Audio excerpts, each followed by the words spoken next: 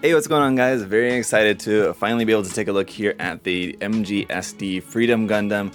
This is the new subline of master grades from Bandai, where they're taking the SD proportions and the engineering of a master grade and putting it all together. And we'll see what it's like. This is the first one out in this new line. I'm really looking forward to seeing what else might be coming out in future releases. But for now, let's go ahead and check out the Freedom and see what it's going to be all about. So first off, I just find it interesting that they went for the smaller size box and not the larger size, which they've been using for a lot of master grades and real grades as of late, just because it gives it a better appearance on the shelf. You have this big box art. This one's smaller. I think it may have to just do with the fact that it's SD, and so to kind of keep with the SD styling, they went for the smaller size box. That said, it is still very thick, but really cool box art here of the Gundam. It definitely looks to be styled similarly to the Freedom Gundam version 2.0 master grade. So like a SD version of that. Take a look here on the side of the box, you just kind of got the same thing. And I know one thing that some people didn't really like about the Freedom 2.0 was that it wasn't as anime accurate. It was a little bit more stylized, which you'll see here in this version as well. So I'm wondering if people like that about this kit, seeing as how it's obviously not anime accurate just based on the proportions. But here on the side of the box, you can see some details about some of the armor moving gimmicks, some of the articulation. Obviously it's like full beam spam effect there, showing all the points of movement here in the torso section, some other action poses, articulation of the legs. You have the beam sabers and everything in there included, of course. Around on the other side of the box, we've got a front view and rear view of the fully painted and decaled kit here, measuring in 115 millimeters tall. So not sure the height of the Freedom Gundam, but assuming that it's 18 meters tall, which is kind of the average Gundam size, putting this at 11.5 centimeters means that it's substantially shorter, of course, than what the 100 scale version would be. But here's a look at the inner frame there as well. Some of the details here of the markings and the eyes, you can see some of the detail in there as well. Looks like we're going to have some silver pre-coated parts, it looks like, maybe. Or never mind, it's just gloss injection, so real metallic gloss injection. And here's a look at the unpainted state. So exactly what it's going to look like, built up straight out of the box without any painting or anything extra done on it. All right, let's get it opened up. This should be very interesting. First off, we've got a bunch of sticker decals. We'll take a look at those in a moment. First, take a look here at our instruction manual. Quite the interesting style here for the manual. We have this kind of dramatic CG render there of the Gundam. Some information up here, which is very similar to like the HGUC manuals. And that's what that looks like on the front. On the back side is our painting guide, so your colors and a couple more images of the kit there, including some detail images right here. The front inside page is going to be our parts list, and I can imagine obviously nothing's going to be recycled for this one except maybe the polycap burner, but it doesn't even look like it uses polycaps, so no polycaps with this one. Then from there we basically get right into the construction, but let's see what we have kind of along the way. Here on our center pages we have a bunch of more information. So everything in here is going to be in Japanese and in English. So we have MG technology has been integrated into the SD Gundam body. Nah, not quite. It's not totally SD. It's certainly sort of like a partially SD, which is fine. I'm just saying, like, it's not like a full-on SD in terms of its proportions. And SD proportions have, kind of changed over the years, going from the early BB Senshi kits to like the SDX standard and the SD cross silhouette. Obviously, this is more closer to like the SD cross silhouette extended frames, but even more so than that. This is kind of like what you see people do when they do HGSD kit bashes, which are very fun. I've tried one, kind of 1.5 of those before, and I would like to do another one. Pretty fun kit bashes to do. But anyway, the rest of this is just going to be the rest of the construction, and then here at the end you have the marking guide, so where all those marking stickers are going to go around on the kit, the wings, the accessories, and everything like that. So with that, let's take a look at those. You can see here we have a lot of markings. This is like real grade or like Verka level of markings. You have so many markings here, red, white, and dark gray for the colors of those. So some generic ones and some like Seed Freedom specific ones on there, but yeah, that's a lot of stickers to put on if you choose to put those on the kit. But alright, getting into the runners here, starting off we do have SB13, which is going to be our beam saber effect parts in a clear pinkish red. Now these are the standard 1/44 scale beam saber effect parts. Runner A here is going to be in 4 colors. You have one yellow part up there for the V-fin, a couple of clear yellow parts down here for the eyes, individual parts, which is interesting. White parts, and then your silver parts are over here. Even though this is injection molded silver and not plated silver, it looks really, really nice. The quality of this looks so good that it looks like plated silver, so I gotta say, quite impressed with that. Runner B we have 2 of, and this is going to be more of the white parts, and I will say it's not pure white, it is very slightly off-white here for these. The next up, runners C1 and C2 are going to have some copied parts, but these are going to be all of our red parts for the kit. Same thing here for runners D1 and D2, these are going to be in a very light gray. Runner E is getting into the inner frame now. This is in that brownish dark gray gunmetal type color that Bandai uses for a lot of inner frames. And the same thing here on runner F, we've got 2 of this F runner. Then we've got runners G1 and G2, and these are going to be parts in black, mostly for the backpack, but there's a few accent parts around the body and the shield and stuff on there as well. Then we've got all of our blue parts here on runners H1 and H2. Again, these are mostly for the backpack, but there's a few around on the body as well. And last but not least, runner I here is in clear blue, and this looks really nice. Some of that detail in there is going to look really nice on the finished kit. So let's go ahead and get it put together and see what it looks like. Alright guys, so here's the kit all built up, and if you missed the live stream build of this, go back and check it out later, maybe if you're interested, just to get some of my live reaction to putting this kit together, because I have to tell you guys, this kit really impressed me. I really am pretty amazed at this kit. You can really tell that Bandai put a ton of effort into this build.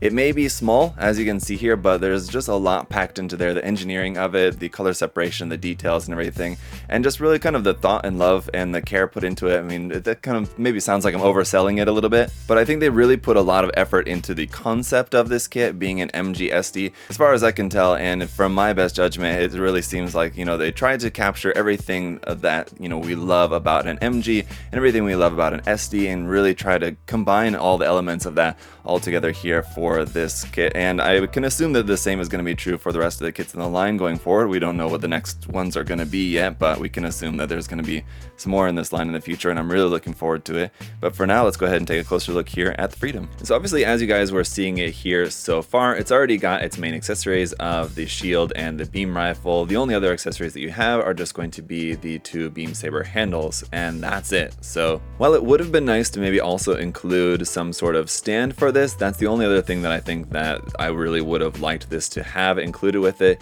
except for possibly maybe some different fixed posed hands. Because if we take this out here, what you have with this kit is just kind of more sort of your traditional master grade hands, where the thumb and forefinger are a single piece each, and they're just connected via a ball joint, and then the second, third, and fourth fingers are connected to each other. Now, if you're thinking that you can cut those apart like you can on like a lot of older master grades, you can't actually, because there's only 2 ball joints, so it's not like there's 1 ball joint per finger. You could, as you can see there, cut off the middle finger and then keep the third and fourth fingers connected, but I mean, I would probably just leave it as it is. So I would personally like to see more fixed pose hands, just because that's what I prefer on my kits. But other than that, I mean, generally, the only thing that I would really consider this missing as far as accessories wise would have been a stand, which I think would have been nice.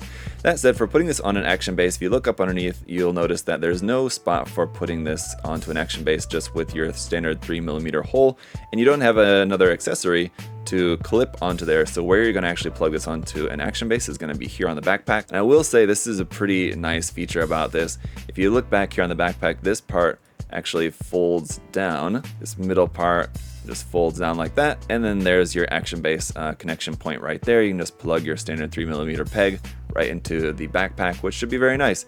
Right here on the back skirt, you'll notice there's a slot right there. That is for plugging on the beam rifle. Now, just to take a quick look here at the beam rifle, this has a peg in the side of the handle for plugging into the hand, so you have a nice solid connection with that. The secondary handle will move back and forth. We have a clear blue part in there for the camera, which I'm noticing mine is kind of a little bit crooked. I need to fix that. But some nice color separation with a single blue piece and a single white piece that fit over the top of that, so no seam lines or anything. The main body of the rifle is just 2 halves that sandwich together, and then you don't have any seam line with that either, as it's just all made up as details. And then an extra piece here, which goes for the barrel at the tip, so nice construction there for the beam rifle. The shield here, as you can see, can be fit into the hand, and then it also connects onto the back of the arm. So once you take that off, you can see the connection here for the back of the arm can be moved in and out and can be rotated. The handle can be just folded down if you don't want to have that actually holding on to it. And again, a lot of really nice detail and color separation here with this. It would have been nice if maybe this whole back piece was in this dark color plastic, but you can definitely just pretty easily paint that in, or at the very least panaline that, and you have some nice color separation here at the front with this lighter gray color. for like the vent details, and really nice detail there. And then the red accents, all looks very nice. And so then just speaking of accents, so the clear yellow parts in there for the eyes, of course, look fantastic. See there in the eyes, then the camera, the clear blue part up there as well. So the silver parts are in, as I mentioned in the unboxing portion, they're molded silver and not plated silver, but I think they look really, really nice. If you guys, you're cringing at the fact that it's molded silver, I wouldn't worry too much about it, because honestly, it looks like plated silver anywhere where you're going to see that poking out. Here on the chest there as well, and then there's a little bit here at the knee, which is going to be pretty hard to see, but that tiny little vent right there, and then a little bit up kind of around the edge of the knee, you can see some more of that silver. But yeah, it looks like plated silver, honestly. So let's talk a little bit about some of the articulation and the gimmicks here. So we have a double joint, actually like a triple joint here in the neck, so that is able to go up really nice and far like that, all the way up and then all the way down to there. So really nice neck joint. Just going around here to the back of the head, the clear blue part goes all the way through the back, but it's going to be very dark here as there's no silver part in behind that to light that up, but that is a clear part all the way to the back camera. Here in the torso section, we've got a really nice ab crunch all the way to the front. There's multiple joints in there that will allow you to get a really nice bend to the side, a little bit there side to side, not really too much, and then some rotation here at the midsection. Of course, shoulder joint is able to extend out to the front, so you won't have any issue bringing this arm across the front of the chest. And a really cool gimmick here in the shoulder armor, when you move this vent down, the red part on the top pops up like that, so those have a little kind of gear piece between them that allows those to move together, which is very cool. The flaps on the front and back of the shoulder can move a little bit independently like so. You can bring the shoulder armor all the way up to here, and the arm can come up slightly more than 90 degrees for upward movement there, rotation at the top of the arm, a double joint here in the elbow to give you a full bend there at the elbow, which is really nice. And the wrist is just on a ball joint, and then you also have a hinge for moving that a little bit forward and back at the wrist joint like that. Going down here to the skirt armor, the front skirts can move up.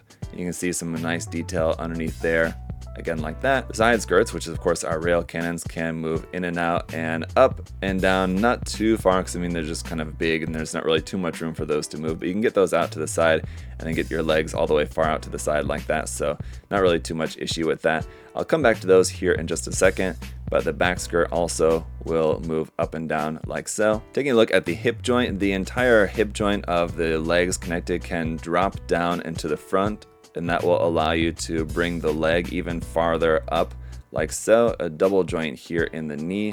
It's gonna separate that knee armor out and give you again some more of that silver part that you can see up underneath there, and then you can get a really nice full bend there of the knee, and also sliding armor there at the thigh as well. When you close that up, you can see how all that armor moves, the knee and the thigh armor. It's pretty amazing for such a small little package. Around here at the back of the leg, you have this vent detail, and this doesn't really move. Most of what this little movement there is for is so that when you bend the knee, that vent kind of gets tucked up into the back of the leg there and out of the way, and then when you straighten the leg back out, it pops back out again.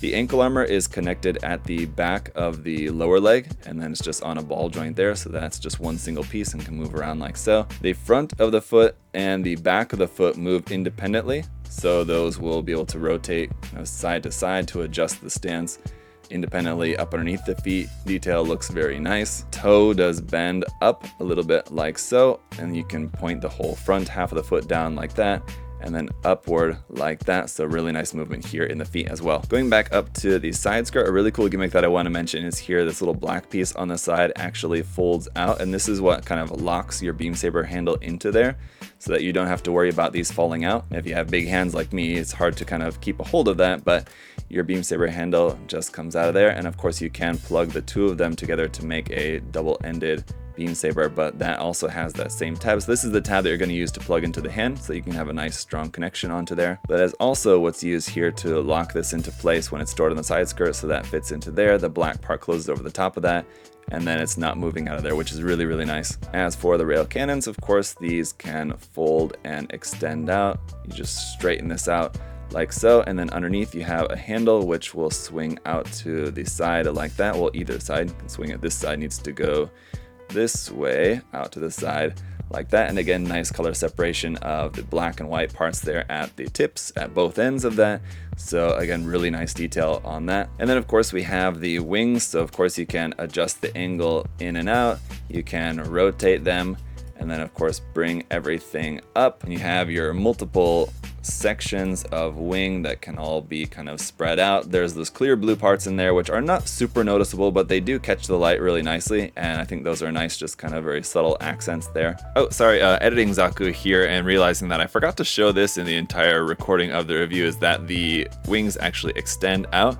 The sections of the wing that are black will extend, so you get even more dynamic effect looking out of those once those are kind of pulled out and separated. But there you go, very cool effect. The cannon can be rotated around, and then it also has a point of rotation at its connection, and then you can also bend that side to side as well, and it's just going to be kind of a close fit because you're going to want to watch out for that very large V-fin that it's got there, obviously, but you can see how you can kind of maneuver that around the V-fin for pointing out through that area right there. There's multiple different ways you can kind of have the cannon pointing, and we'll show you some different examples here once we get to the posing. But real quick, let's just then take a look at a comparison just so you guys have a good sense of the size of this guy. So here is a 1/144 scale Strike Gundam, and you can see that in terms of just like their head height, they're right about the same height. So as you can see, that's just a lot of engineering packed into a pretty small package here with this.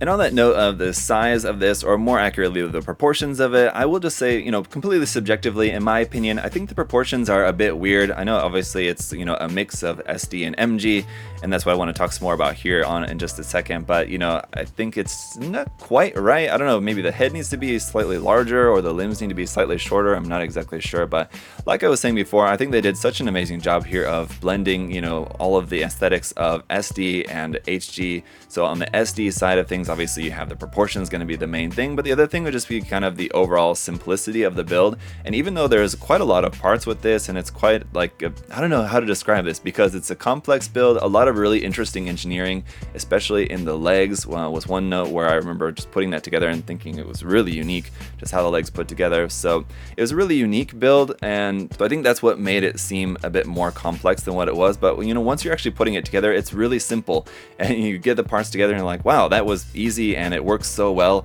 So it's really, really nicely engineered, and despite it being somewhat complex in appearance, actually putting the parts together was simple, if that makes sense to you guys. But yeah, then on the master grade side of things, you have the almost entire inner frame going through the whole thing, and you get to experience all the perks of an inner frame, which would be like the sliding armor gimmicks, the different articulation gimmicks. You have also, important point to note to you guys is that you have locking pegs for the arms, the side skirts, and a couple of locking pegs there in the backpack as well. So it's a really solid build. Once you have those on there, you have to kind of put the arm on upside down and then turn it 180 degrees so it's locked into place, but then you don't have to worry about anything falling off. So really solid build. We have basically nothing in the way of seam lines on this kit, and just really good color separation of the parts. A lot of great details on there. So even if you're just building this up straight out of the box with doing nothing to it, it looks good. If you're going to want to, put on the decals, put on some panel lining and some top coat, it's going to look even better.